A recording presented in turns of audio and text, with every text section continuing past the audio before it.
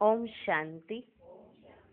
मीठे मीठे रूहानी बच्चों को बाप कहते हैं कि अपने को आत्मा समझ बाप को याद करो। ओम शांति का अर्थ तो बच्चों को समझाया है। बाप भी बोलते हैं तो बच्चे भी बोलते हैं। क्या बोलते हैं? ओम शांति। क्योंकि आत्मा का स्वधर्म है शांत। तुम अब जान गए हो कि हम शांति धाम से यहाँ आते हैं। पहले पहले सुख धाम में, फिर 84 पुनर्जन्म लेते लेते दुख धाम में आते हैं। ये तो याद है ना? ये तो याद है ना? बच्चे 84 जन्म लेते जीवात्मा बनते हैं। बाप जीवात्मा नहीं बनते। कहते हैं मैं टेम्परेरी इनका आधार लेता हूँ, नहीं तो पढ़ाएंगे कैसे? बच्चों को घड़ी घड़ी कैसे कहेंगे कि मन मना भव, अपनी राजाई को याद करो। इसको कहा जाता है सेकंड में विश्व की राजाई।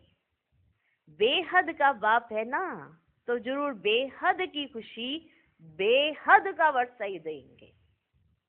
बेहद की खुशी, बेहद का वर्षा ही देंगे। बाप बहुत सहज रास्ता बताते हैं। कहते हैं अब इस दुख धाम को बुद्धि से निकाल दो। जो नई दुनिया स्वर्ग स्थापन कर रहे हैं उनका मालिक बनने के लिए मुझे याद करो, तो तुम्हारे पाप कट जाए, तुम फिर से सतो प्रधान बन जाएंगे।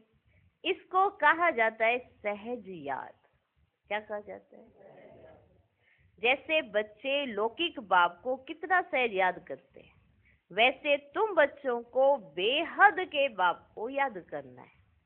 बाप ही दुख से निकाल सुख धाम में ले जाते हैं। वहां दुख का नामो निशान ही नहीं होता। कहाँ पर? बहुत सहज बात कहते हैं, अपने शांति धाम को याद करो। जो बाप का घर वे तुम्हारा घर है, और नई दुनिया को याद करो, वे तुम्हारी राजधानी है। बाप तुम बच्चों की कितनी निष्काम सेवा करते हैं। क्या करते हैं? कुछ चाहिए बाबा को? कितनी निष्काम सेवा करते हैं। तुम बच्चों को सुखी कर फिर वानप्रस्थ परम धाम में बैठ जाते हैं। कौन? तुम भी परम धाम के वासी हो। उसको निर्वाण धाम वानप्रस्थ भी कहा जाता है। कहा?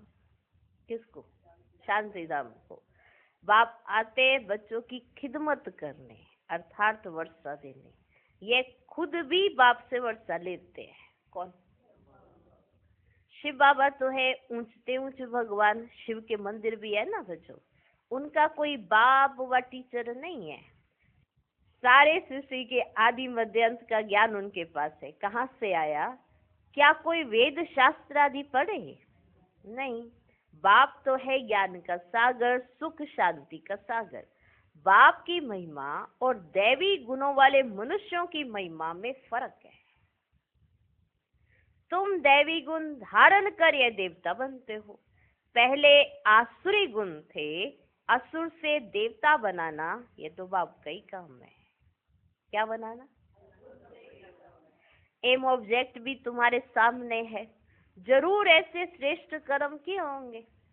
कर्म अकर्म विकर्म की गति अथवा हर बात समझाने में 1 सेकंड लगता है। कितनी देर लगती है? 1 सेकंड। बाप कहते हैं मीठे मीठे बच्चों को पाठ बजाना ही है। कौन सा पाठ? मेरे मीठे मीठे बच्चों को कौन सा पाठ बजाना है? श्रीमत परमान पाठ बजाना है। और वो पाठ तुम्हें बजाना ही है। ये पाठ तुमको अनादि अविनाशी मिला हुआ है। तुम कितना बारी सुख दुख के खेल में आए हो जानते हो? कितनी बार आए होंगे? कितना बार तुम विश्व के मालिक बने हो? बाप कितना उच्च बनाते हैं। परमात्मा जो सुप्रीम सोल है वह भी इतना ही छोटा है जितना आत्मा। वह भी इतना ही छोटा है। वह बाप ज्ञान का सागर है, तो आत्माओं को भी आप समान बनाते हैं। तुम प्रेम के सागर, सुख के सागर बनते हो।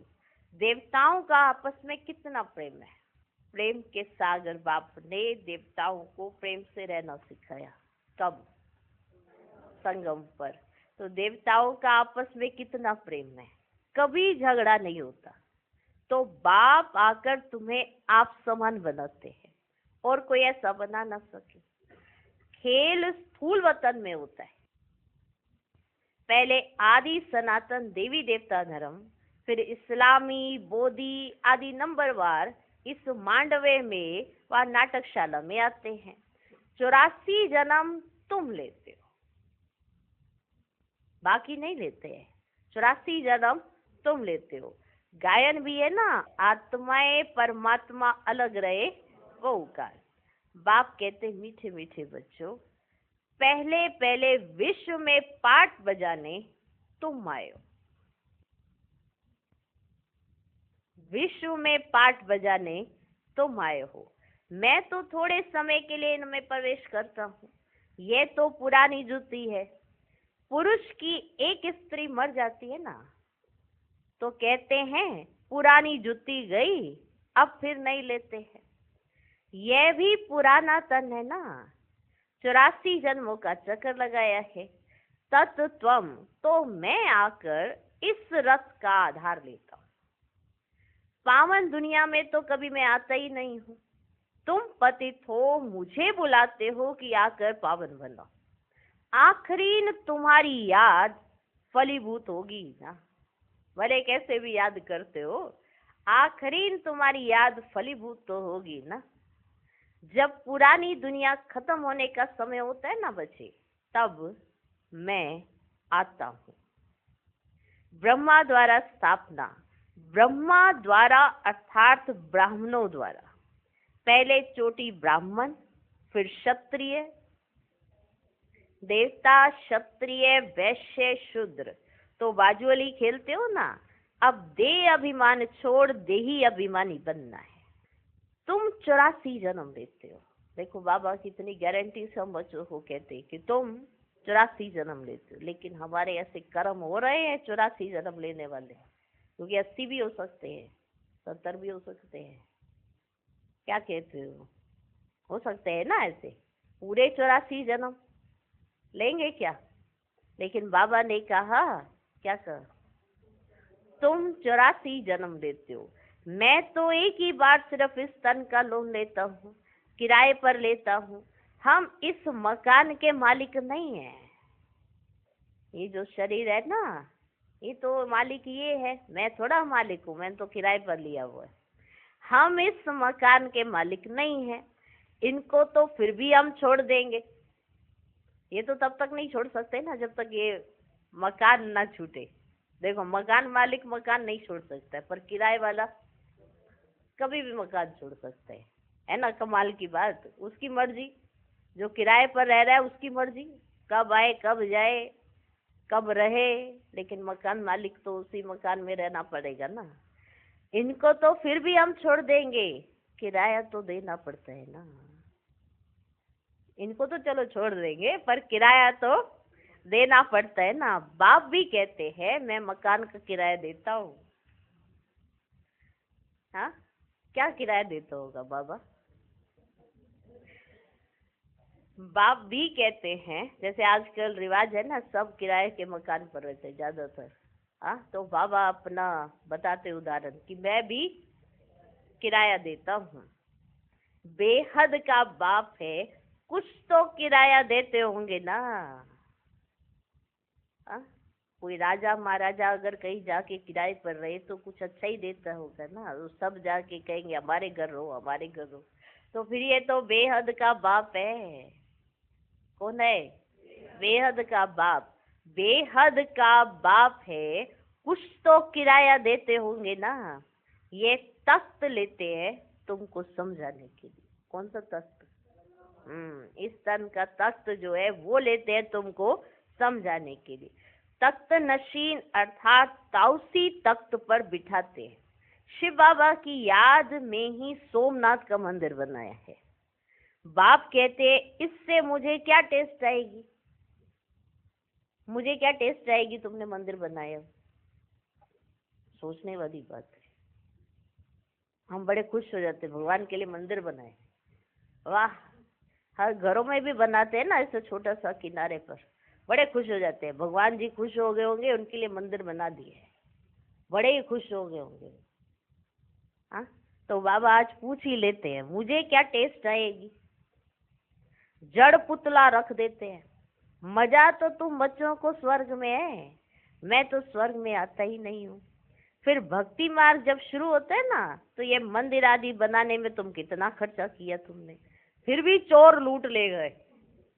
हाँ, मंदिर बनाया फिर भी चोर आए, लूट के ले गए।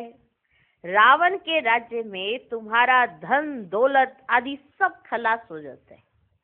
अभी वे ताउसी तख्त है, बताओ, है अभी वो ताउसी तख्त तो तुम्हारे पास है? ताउसी तख्त बाप कहते जो हमारा मंदिर बनाया था वह मोहम्मद गजनवी आकर लूट कर ले गए, आकर लूट ले गए।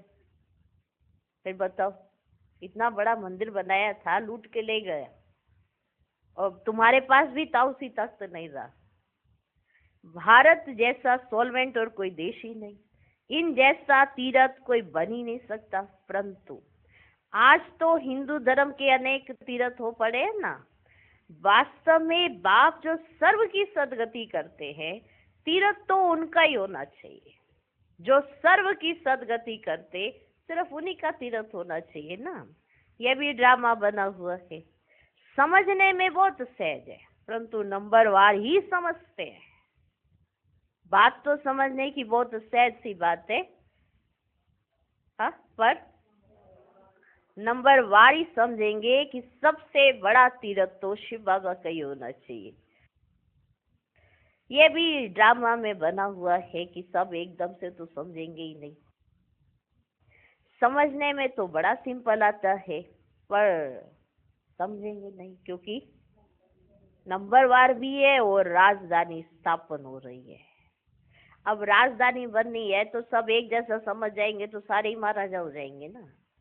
हाँ, इसलिए सब एक जैसा भी समझ ना सके। स्वर्ग के मालिक ये लक्ष्मी नारायण है।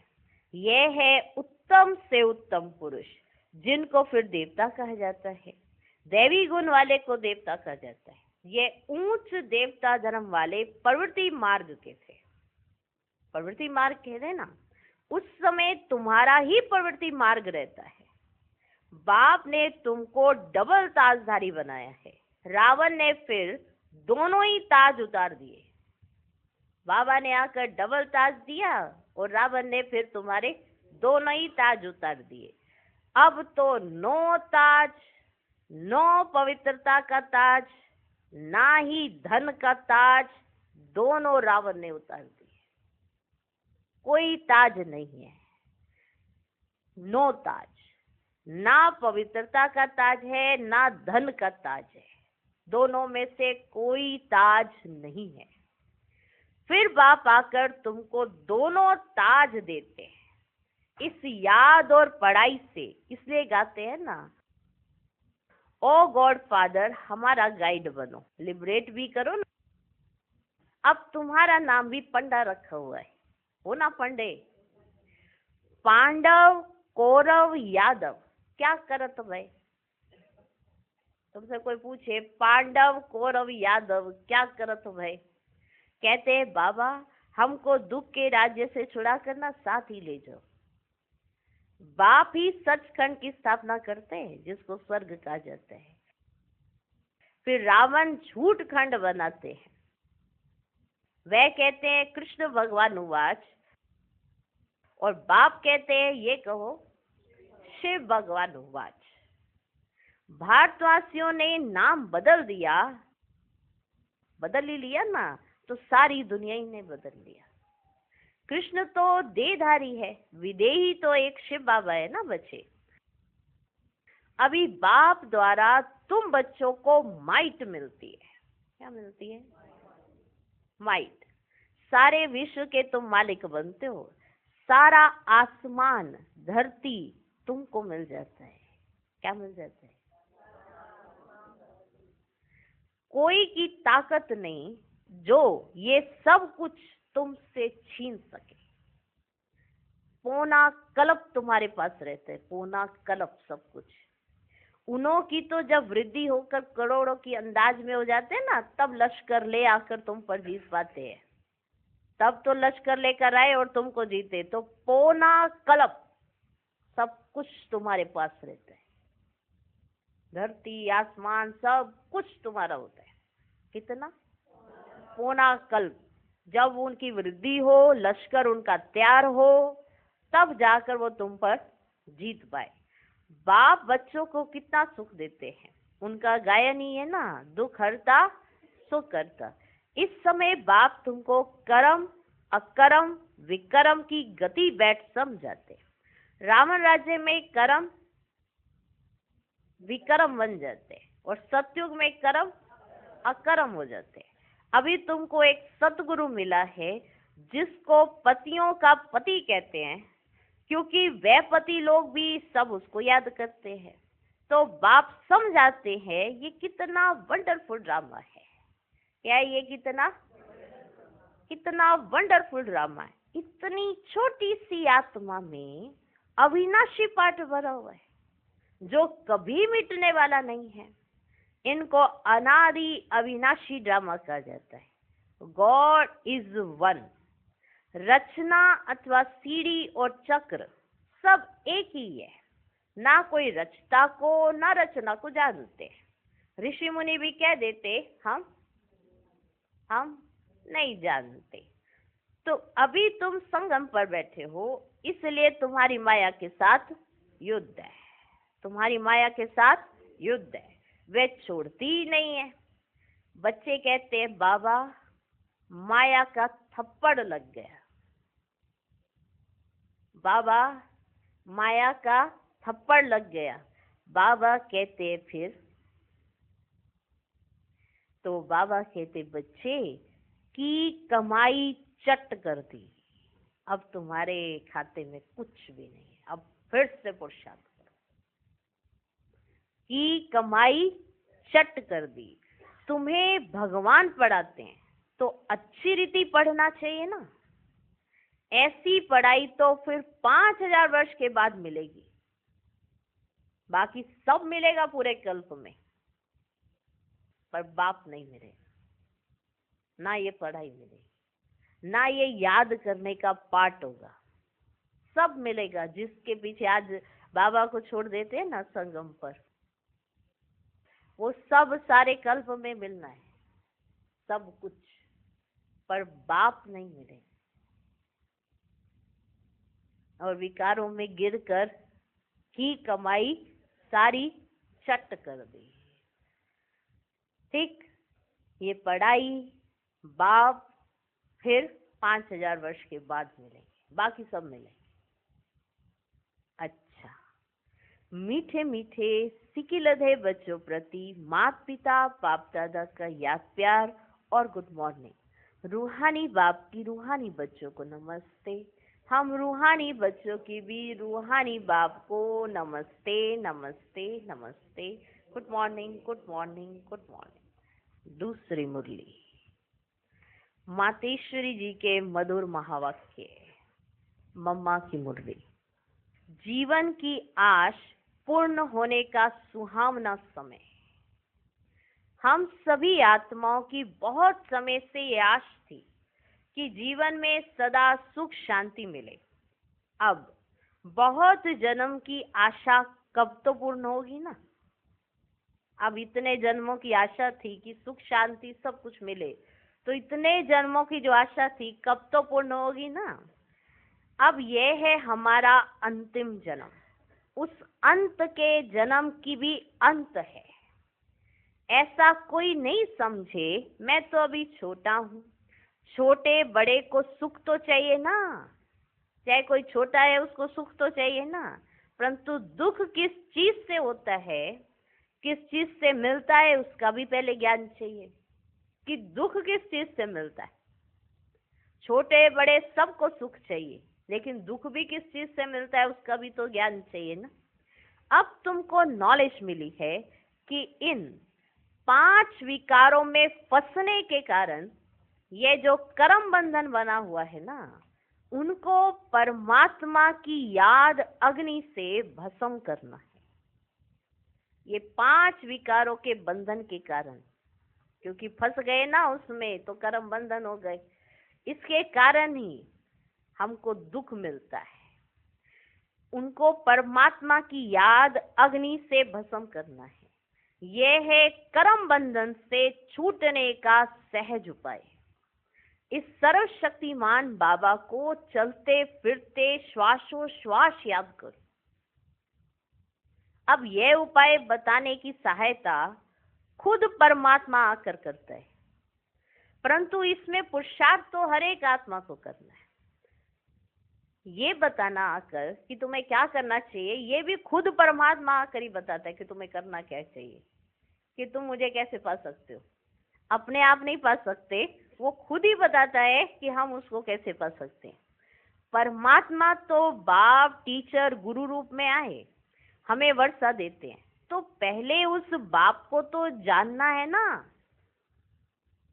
जानना भी है, मानना भी है कि वो हमारा क्या लगता है। बाप, टीचर, सतगुरु के रूप में हमें वर्षा देते हैं, तो पहले उस बाप को जाना है, फिर टीचर से पढ़ना है, फिर पढ़ाई से भविष्य जन्म जन्मांतर सुख की प्रारब्ध बनेगी, अर्थात जीवन मुक्ति पद में पुरुषार्थ अनुसार मर्तबा मिलता है, और गुरु रूप में पवित्र बनाए मुक्ति देता है। तो इस राज को समझ ऐसा पुरुषार्थ करना है। अभी टाइम है पुराना खाता खत्म कर नई जीवन बनाने का।